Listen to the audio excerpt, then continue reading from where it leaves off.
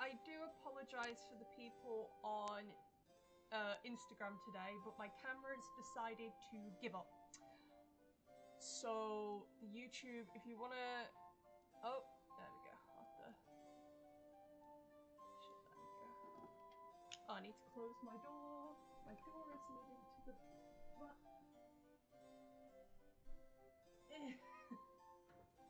Should we try the fudging door? Right. I'm gonna go to the YouTube chat now. There we go. There we go. How nice. Right, let's get in. We have our medieval-esque vampire game today.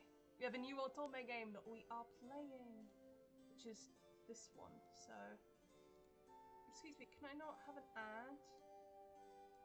Excuse me. Oh, there we go. Okay. Well, that will be all for you, miss. I think we missed a couple of things.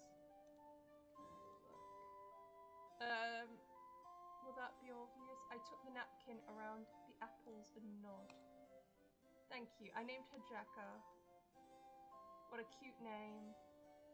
Frog girly. Yes, thank you. Have a good evening. Oh, can I click that? Okay. You as well. I curtsy and leave the stall. That just about wraps up tonight's shopping. I'll make an apple pie tonight.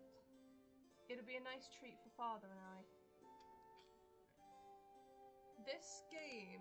Okay, there's interesting more about this game. This game was originally made by Genius Inc., but then I thought it was all the Genius Inc. games were taken off the market. No, because they come under a different name now, which is Interactive Stories, I think. I'm not exactly sure. But this is where I found this one, so I was like, vampires? Hell yeah. We finished the Love in Deep Space main story. I think they have announced a main story update, which once that one's fully done, and I think it will come out in the new year, we will start streaming that one. But in the meantime, while we wait for main story updates, I will be playing this lovely Ultima game. It's just sort of like a short one that we can do, like one love interest story, and then do like a play in tandem with another like big one, like Tits Them or something like that. A few of the stall owners call out to me in greeting. I wave and smile in return. Sometimes I envy them. Father would never let me run a stall by myself. He still sees me as his little girl. When I say I worry about him working hard all day, he just chuckles and pinches my cheek. He can be odd sometimes, but he means well. Weird behaviour, but okay. I click my tongue and shift my basket to the crook of my elbow. Even now, he's likely locked away in his study with his mysterious important work again. What does he even do in there? Will he even tell me? Some mysterious research. I think I'm old enough to know certain things. Will I ever be able to do anything without him worrying? Probably not. I passed through the town's main courtyard, still lost in thought. Suddenly, bright light pulls me out of it. I slow down and watch a large group of children gathered by the fountain. What's got them so excited? Oh, they must be watching another one of those puppet shows. The puppet master is an odd fellow. What's his name again? Virgil. We have our first love interest. Hell yes. The crowd parts. I catch a glimpse of the puppet master. His hands deftly control the strings attached to his marionette limbs. He may be odd, but he is handsome. I squint at the puppets, trying to discern their features. Is that puppet supposed to be a monster? And the other puppet, a priest carrying a sword? What kind of show is he putting on for these children? As if reading my mind, Virgil looks up and waves the puppets in my direction. Hello, lovely lady. Care to enjoy some whimsical entertainment tonight? He winks and the children burst into giggles. Why do I feel like they're having a laugh at my expense?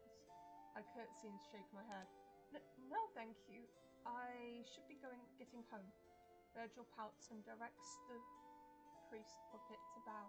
Suit yourself, young miss. I quicken my pace, the back of my neck suddenly hot.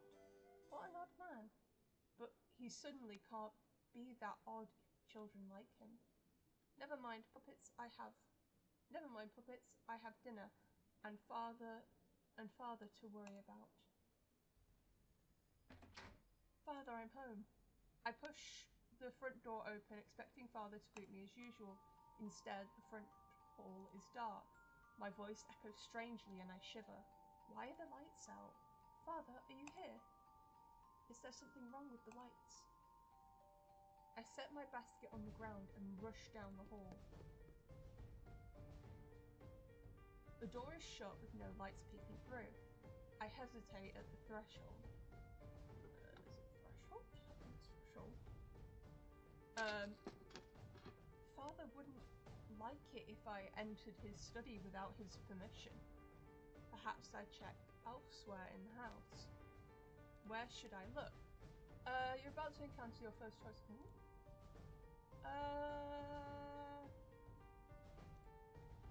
I'll check the bedroom. He might have fallen asleep waiting for me.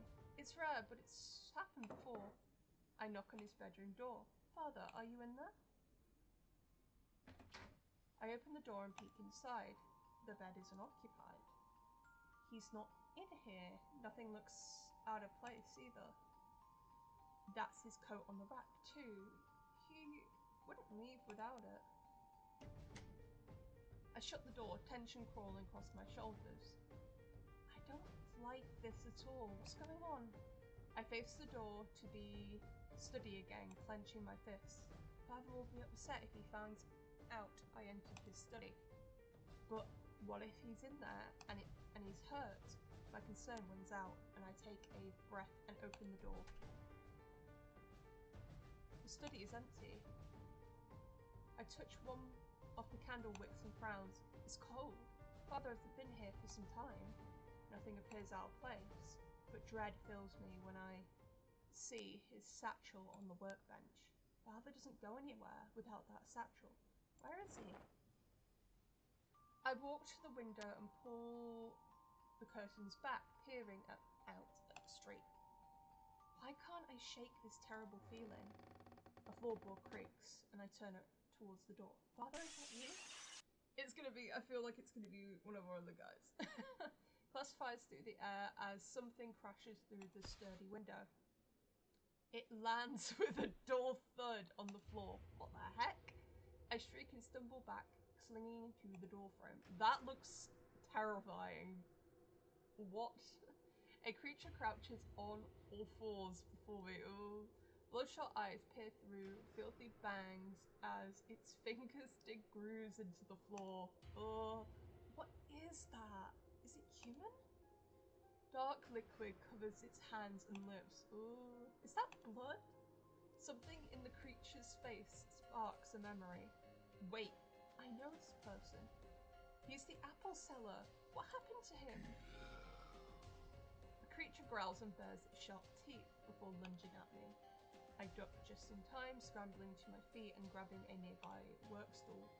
The creature whirls around, its bloody hands curled into claws. My pulse thumps in my ears. What's wrong with him? Why is he attacking me? Did he hurt Father? Is that his blood? I hold the stool like a shield and move towards the broken window. Stop! Get away from me! With inhuman speed, the creature rips the stool from my hands and throws it against the wall. It splinters into pieces. Stop! Don't come any closer! The creature snarls, eyes fixated on my neck. It crouches again, preparing to leap. No, please! No, don't, please! My legs give out and I fall to the ground shivering. Oh no. No, I don't want to die.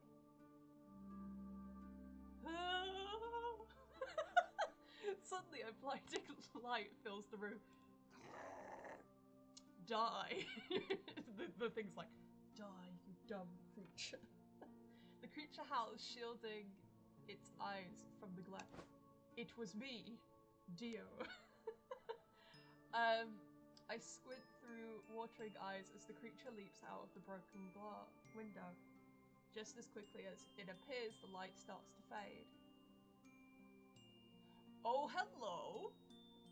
Damn, we're introduced this quickly, okay. As my eyes adjust, I recognize my best friend, Raoul. Raoul! Jekka, are you alright? Raoul races to my side. His hands flutter over my shoulder, concern etched in his brow. Did it hurt you? No, I'm alright, I can't stop shaking. My throat hurts too. It's the shock. Here, have some water. Raoul takes out a canteen and opens it. Drink as much as you need. Damn, that's sweet of him. Oh, just making sure my stream's going good.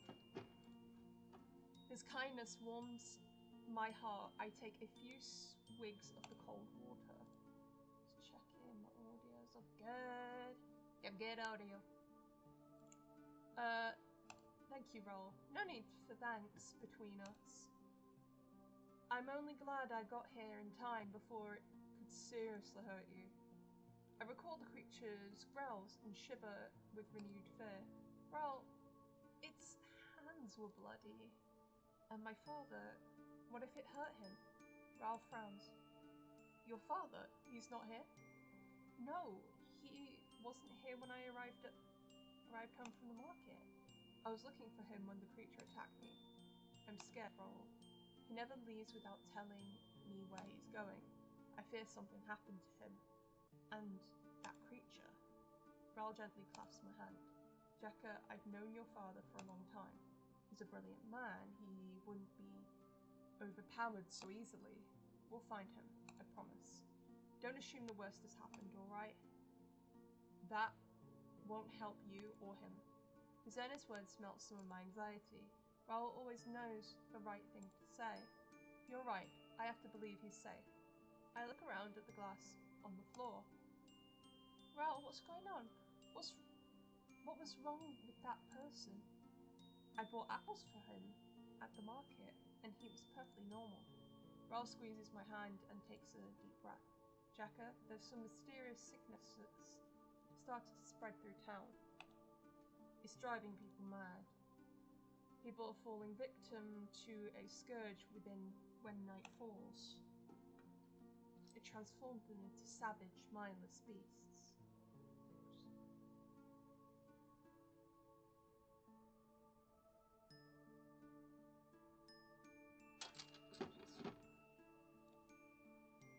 They attack indiscriminately and can't stand sunlight or any other kind of bright light. That's why I used a beacon spell to scare it away. I've been performing last rites for 3 nights now. No one has recovered, and more have died from the attacks. Dread curls in my stomach. No one has recovered. Not a single person? None. Clergy have been assured that these are isolated cases and ordered to work discreetly, but I fear something else is going on here. I'm going to quickly get a drink. I'm thirsty! That one.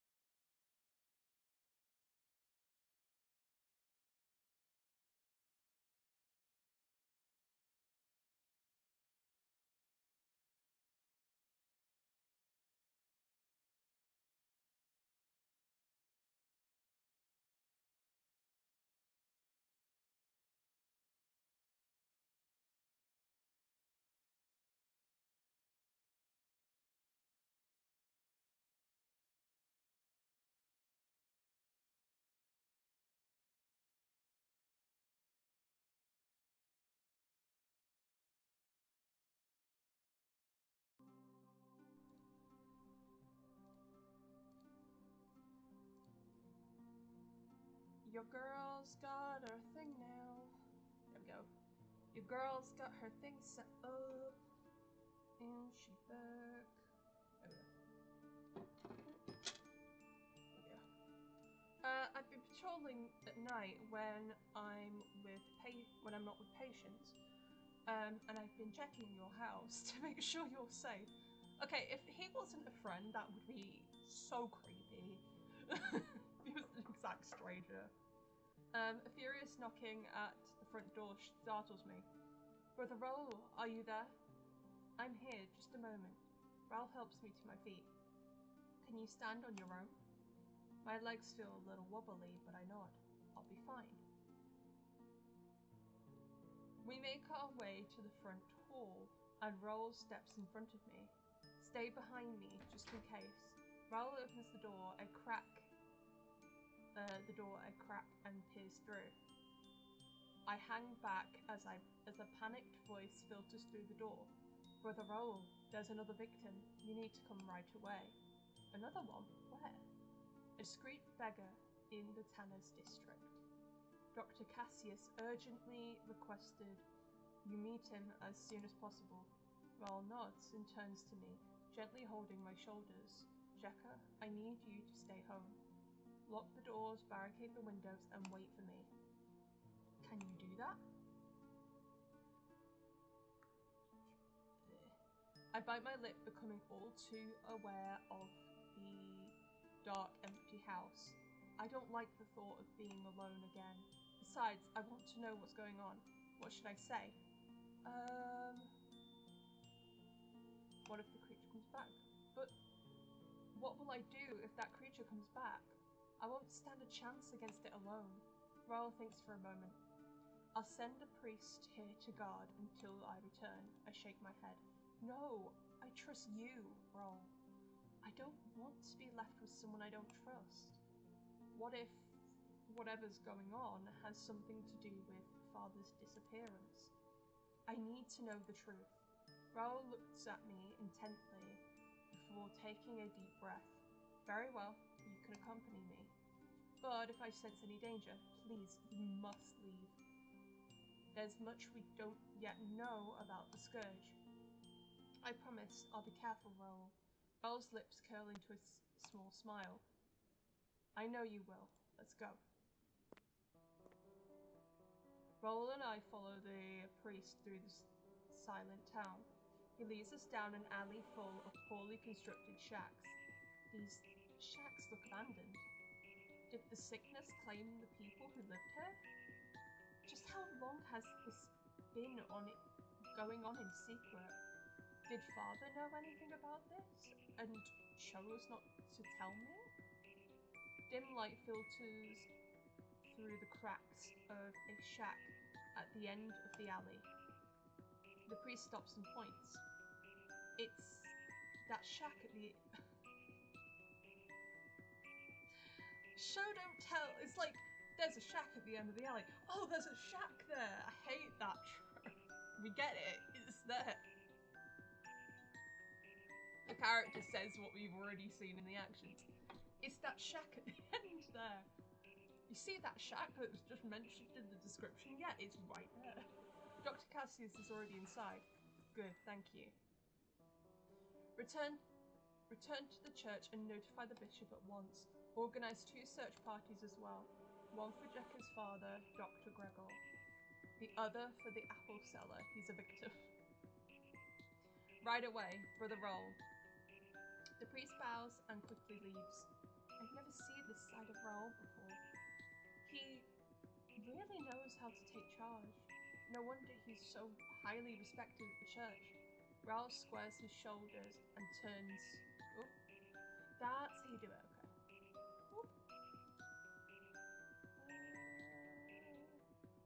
Squares his shoulders and says, are you sure you want to see this?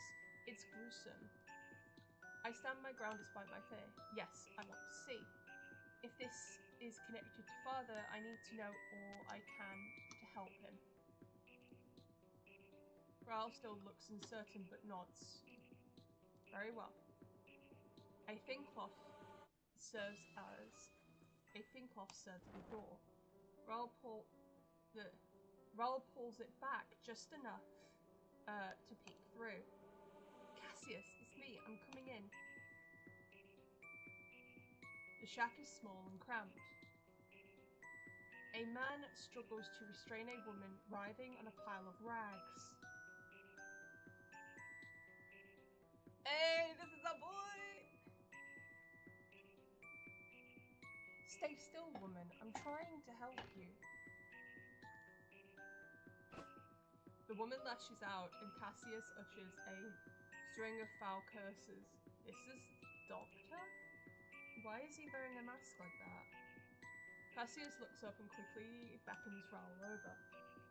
Priest, some assistance would be nice.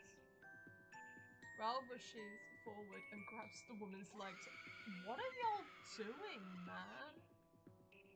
What the heck are y'all doing? She shrieks and gnashes her teeth,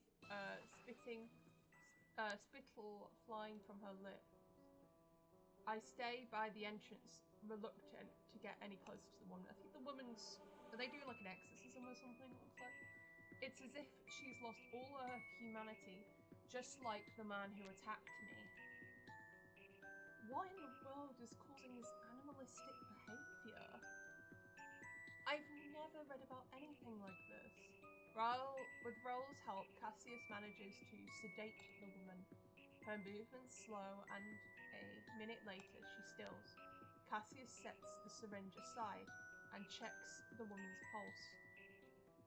He then stands and fiddles with the ties of his mask.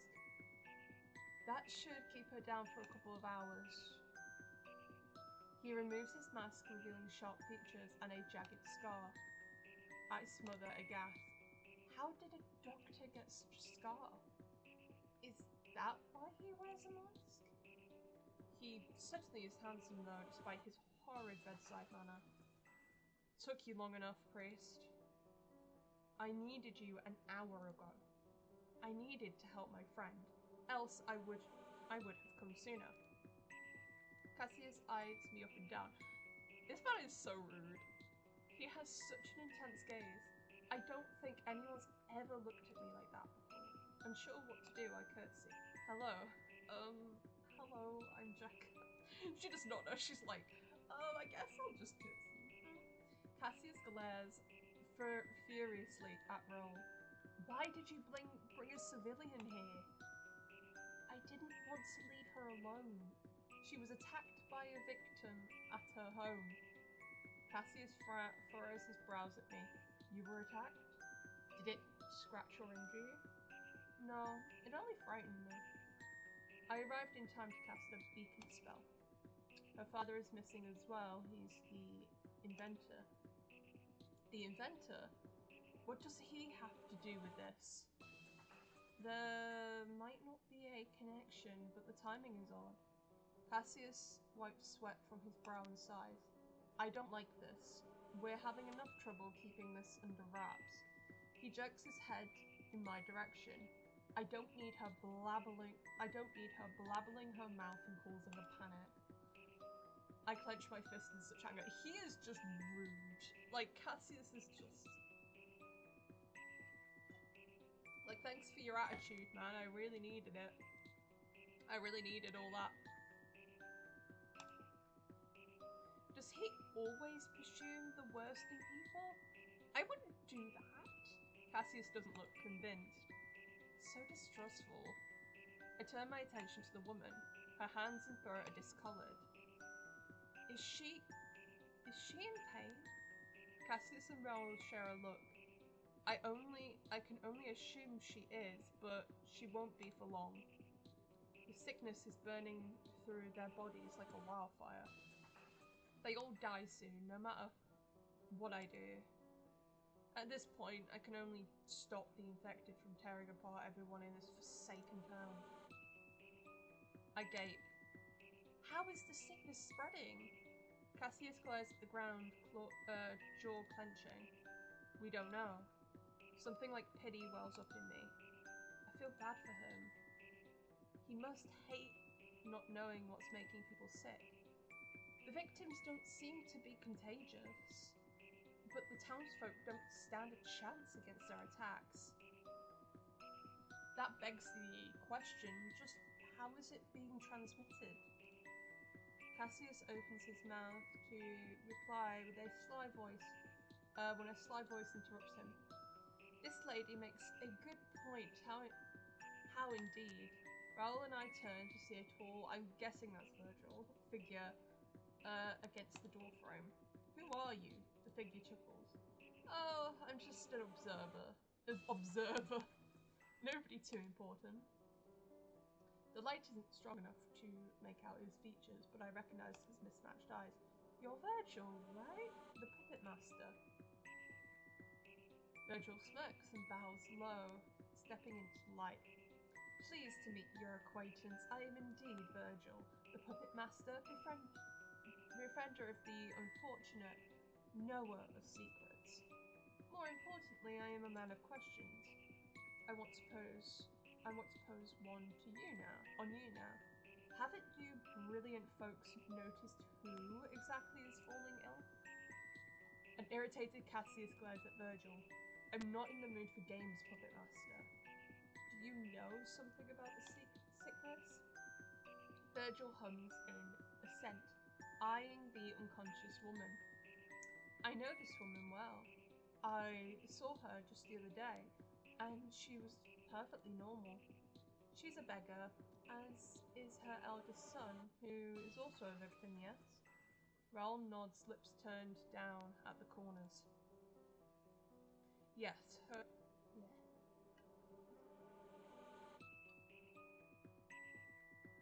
her son was the first to succumb. All the victims have been poor or homeless, correct? Raoul's eyes widen.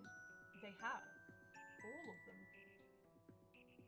Cassius crosses his arms over his chest, glowering at Virgil. What's your point? I flinch at his curt tone, but Virgil only taps an elegant finger to his temple.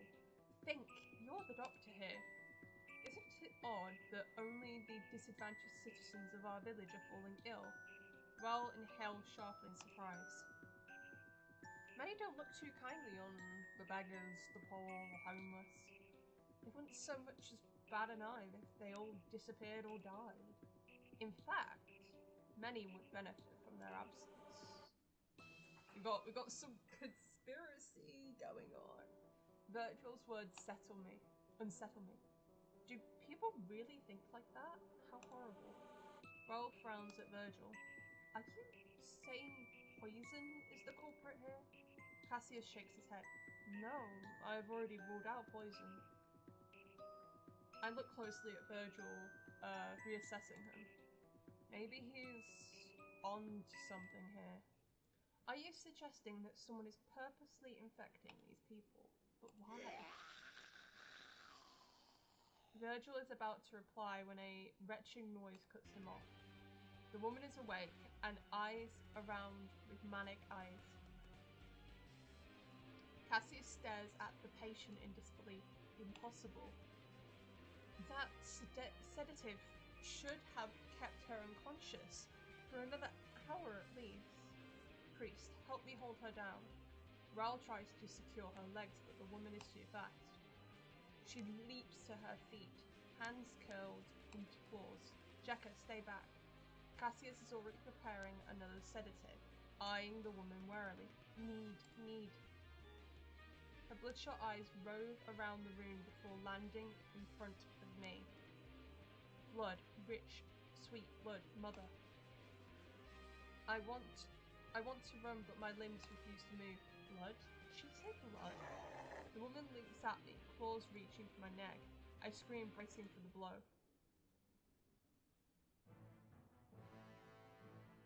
Ooh. We got our intro. Okay, I don't really like the chroma key, but okay.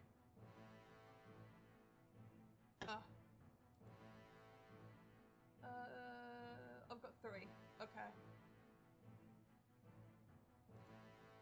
And then we can get more by, I think, watching an ad?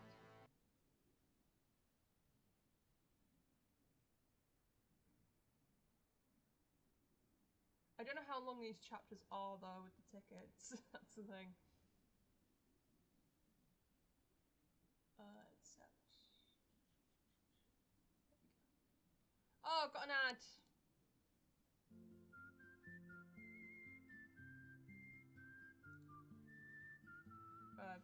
Yeah, these games are gonna have ads in them. I'm just watching it. I'm not sponsored or anything either, just what are in these games.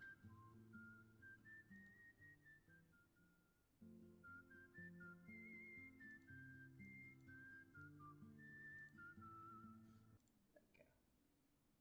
We'll wait for it to run. And we're back.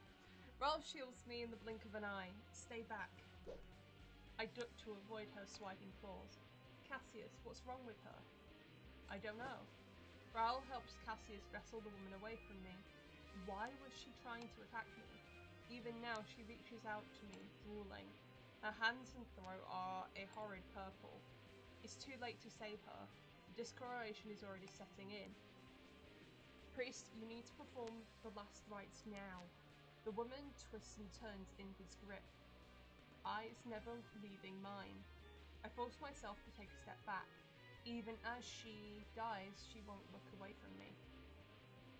A tug on my sleeve startles me. Virgil beckons me to open the door. Come with me, my dear. There's nothing we can do. But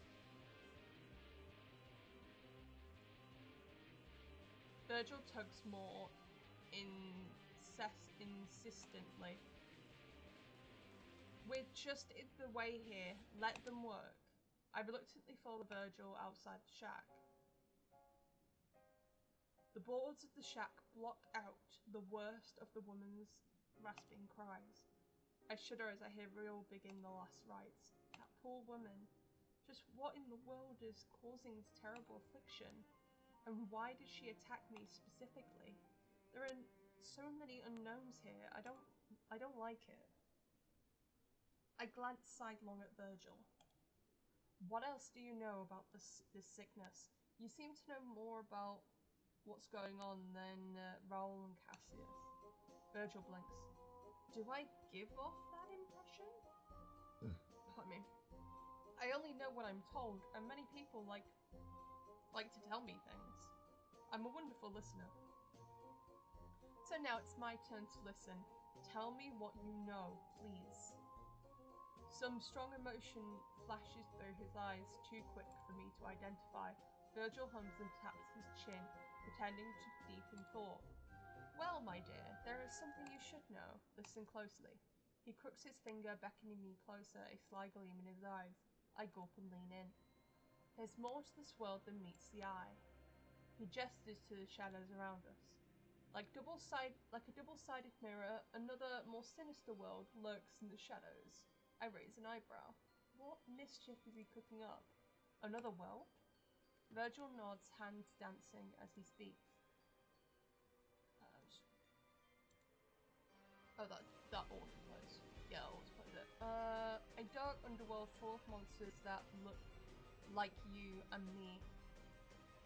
They delight in spreading terror and death wherever they please. Long ago, they receded into the very darkest corners, patiently waiting for a time when they might recover their former glory. His voice lowers to a husky whisper. But the shadows are growing darker, and the monsters are tired of hiding. I can only stare at him in horrified wonder. Are these the kind of stories you tell with your puppets? You must be giving those poor children nightmares. Virgil blinks, taken aback before snickering. Ah, but even the children know better than to dismiss my words. I gaze into the shadows of the alley, his words echoing in my head.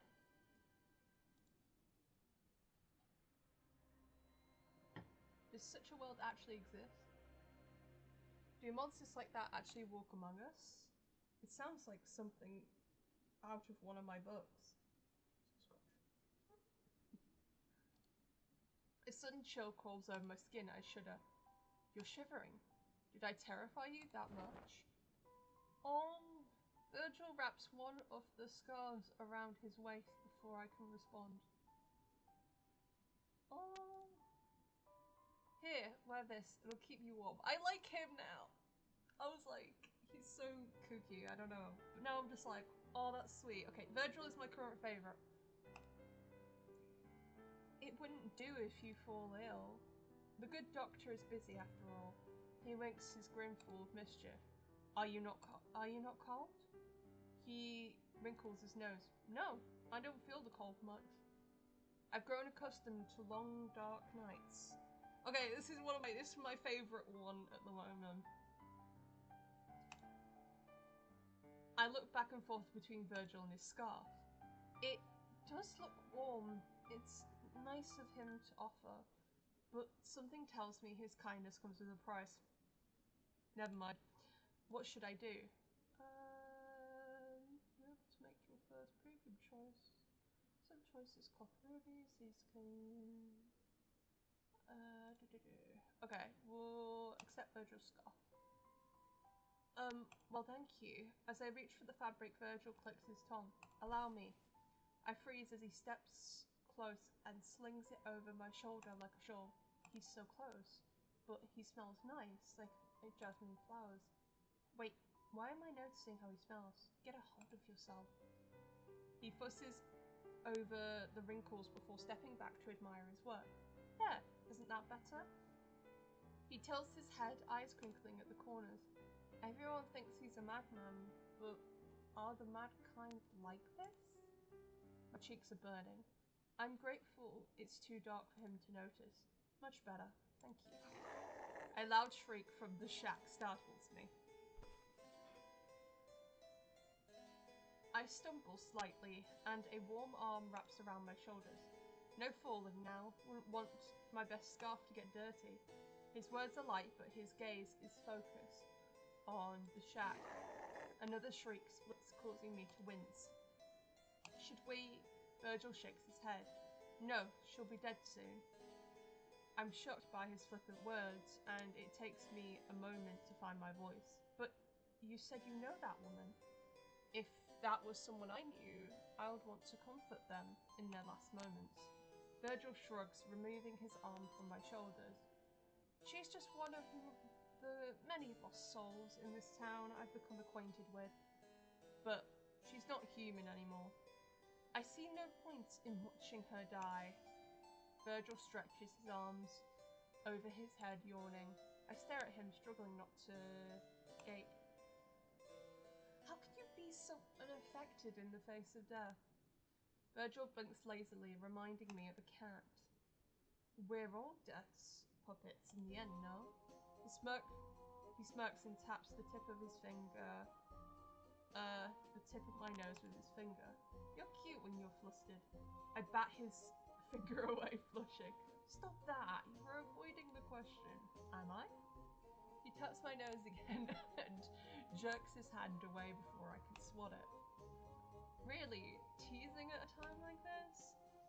No one's teased me like this before. I feel out of my depth. But I'd rather tease you than answer the difficult questions. You're such a cute toy. The blush on your cheeks is a balm on a fairy soul. You're incorrigible. You're incorrigible. Such a complicated word to call a simple man. You ruined me, my dear. I'm taking my scarf back. No! Don't take the scarf. How dare you? Quick as lightning, Virgil whisks the scarf off my shoulders. No! Hey! Virgil hums in contentment as he ties the wrap back around his waist. Much better. Cheeky bruh.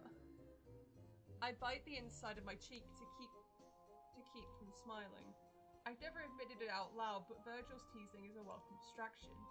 He has this eccentric persona, but even he must get tired of that. Maybe he's distracting himself too.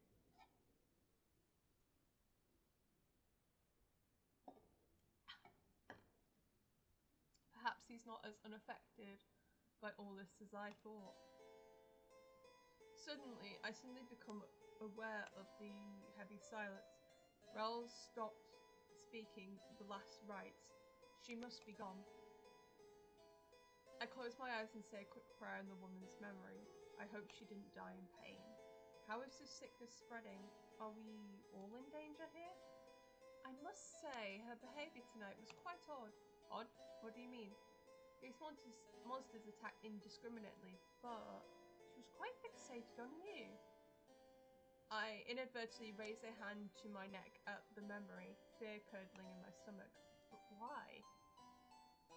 Cassius walks out before Virgil can reply. Stop filling her head with your fantasy stories, puppet monster. Virgil gasps and pretends to look offended. Who? Me? How clever! Raoul appears behind Cassius, his face drawn and pale. It's getting worse, Cassius. How many have died so far? Cassius and Raoul trade a grim look, clearly reluctant to tell me. Please, be honest with me. Yes, honesty is always the best policy. Cassius sighs and rubs the back of his neck. 20 so far, all within the week.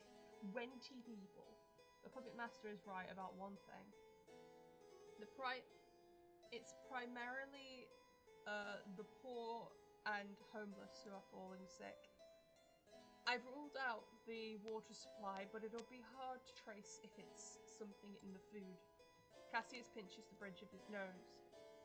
The wealthy won't lift a finger to help if the sickness is only affecting the lower class. I don't see how we're going to stop this. That manages to spark anger in me. I have to say something. Must you always be so pessimistic? How do you know the nobles want help if you don't ask? I'm sure there's a way we can gather more resources without causing a panic. I also think you could stand to be a little kinder, especially to your patients. I clasp a hand over my mouth. I didn't mean to say that. Raoul gasps. Out of the corner of my eyes, I see Raoul grinning with mad glee. Cassius crosses his arms over his chest, arching a brow. I don't need to be a kind physician to save lives. I have to be realistic. We won't be able to save everyone. Part of me wants to apologize, but the words refuse to come. What happened to him to make him so fatalistic? That's enough. Arguing won't get us anywhere.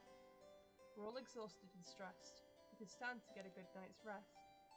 Then plan our next steps with clear heads. Raoul's words smother the last embers of my anger. He's right, I'm exhausted. It's not like me to confront people. It must be the stress getting to me. Father would be appalled if he saw me speak like this. I hope he's safe wherever he is. Cassius clenches his jaw and gives Raoul a stiff nod. Good, that settles it. We'll meet in front of the church tomorrow at noon. If we all put our heads together, I'm confident we'll be able to find a solution. Virgil claps delight. This man is so chaotic. He's like, hey. He does remind me of a little bit of Raphael, but not too much. He's a little bit more flamboyant than Raphael, and more silly. Placid delight. What fun! The finest minds in town, all bent on one purpose. A mix of Loki and Raphael. A little bit. Who invited you? Myself, of course. You didn't think you'd get rid of me that easily, did you? I don't think your puppetry or stories will be of much help. I'd rather not have you involved. Raoul lays a hand on Cassius' shoulder. Let him help, Cassius. He clearly wants to. I feel like saying something too, but I don't want to annoy Cassius any further. Should I demand Virgil? I think Virgil can help us. He must know a lot of people, though his show in the town square. He can probably gather information quicker than we can. Cassius glowers at Virgil, who wags a finger at him. The lady makes a good point. I know a lot of things, and I know where and how to learn even more things. Fine, he can help. If you excuse me, I have I have work to do. Good night.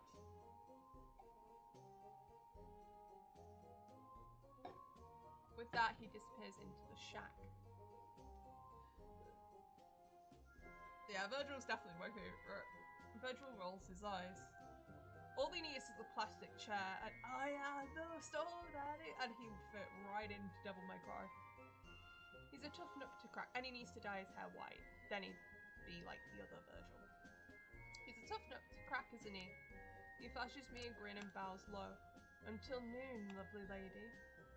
He's gone between one blink and the next. How did he do that?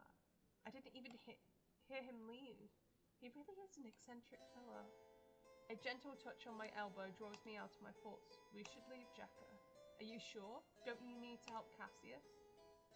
Raoul grimaces.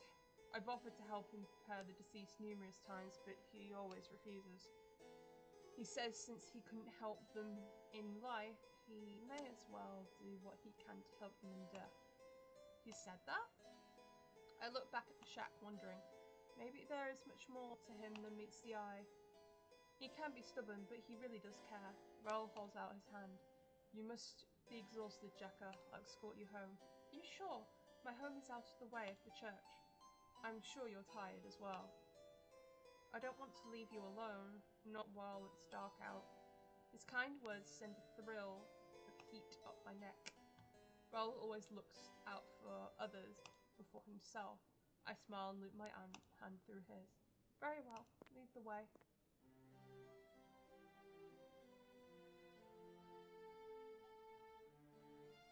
A pink flush stains the sky as we walk through the market square. Goodness, it's almost dawn. No wonder I feel so fatigued.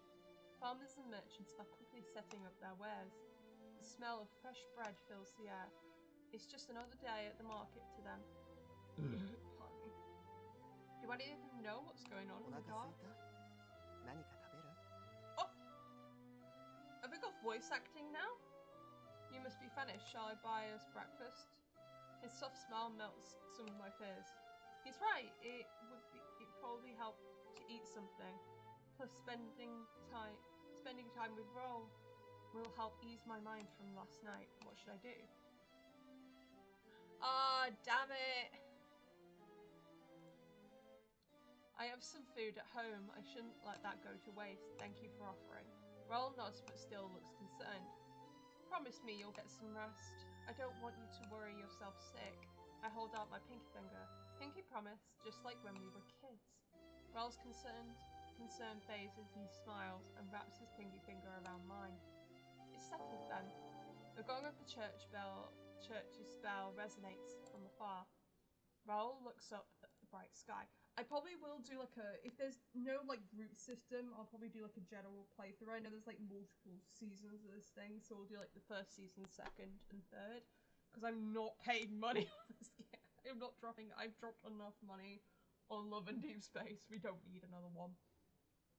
We should go. The sooner you get back, the more sleep you'll be able to get. I drop enough money on these games. Are you sure you'll be fine on your own? Yes, I'll be fine. If it's true that the victims don't like sunlight, then I have nothing to worry about. I gently shove him towards the door. You look exhausted. Go get some sleep. Raoul's shoulders droop as he nods. I suppose I'd be a hypocrite if I didn't follow my own advice. Yes, you would be. And that won't do. Raoul smiles and bows. Very well. Good night, morning? I giggle and curtsy. Good morning, Raoul. Take care. Raoul smiles and leaves, shutting the door behind him. I take a deep breath, listening to the silence of the house. It's strange being in the house without father. How quickly my life has changed. Any other day, I'll be getting up to prepare breakfast. Instead, I'm preparing to go to bed. I look down at the darkened hall, grimacing. I should clean the study. Father wouldn't want me to leave it a mess, but I'm tired. What should I do? Go to bed. A yawn overpowers me. Oh goodness, I should go to bed. If by some chance father comes home, I'll just explain what happened. After changing into my nightgown, I crawl under the covers. Deep weariness settles in my bones.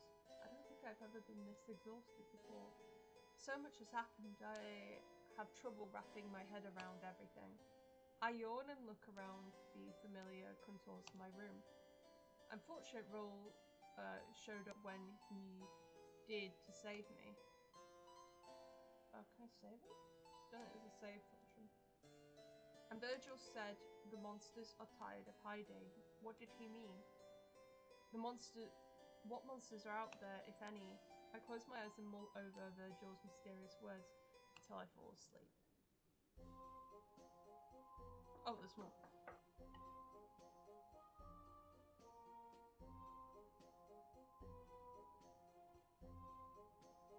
A loud, insistent knocking pulls me at my sleep. I sit up and rub my eyes. Who's that? Knocking continues. Checker. Right, I think I'm probably going to end it here. I think it would continue in the next one. I'm not entirely sure. But I'll probably restart the game and then see where we're at next time. Hope you guys enjoyed this first stream of the game. I think it was a lot of fun. Some characters I really like, and some of the writing is a bit off. Like, there's a lot of like, oh, there's a crate, and then the action is like, there's a crate, and then the character's saying there's a crate. Like, that sort of stuff. But it'll be interesting to see, and I don't really like how some of the options are locked, but I can understand why. Anyways, hope you guys enjoyed this stream, and I hope you have a lovely day.